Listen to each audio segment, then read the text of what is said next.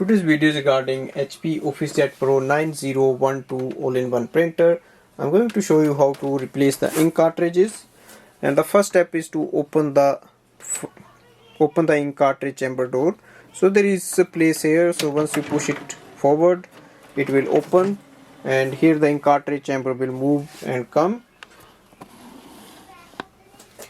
Now ink cartridge chamber comes into the middle, and to remove the ink cartridges we have to push them inside, and then it will unlock, and then we have to take it out. So simply have to press it, and there is a spring behind it and that will push it forward. And to install the new ink cartridges, simply we have to take them out of packaging and place it like this. So you will see there is a black seal round ring that will stay down and the HP logo upside. Push it in.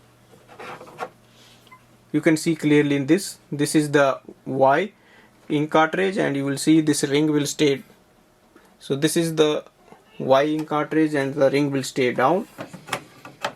Make sure you match the color here and install them. Push it in, it will lock there. So this is M. It's very easy, just have to slide and push it in. So once you feel it is locked, you are done. And close the ink cartridge chamber door. Thanks for watching.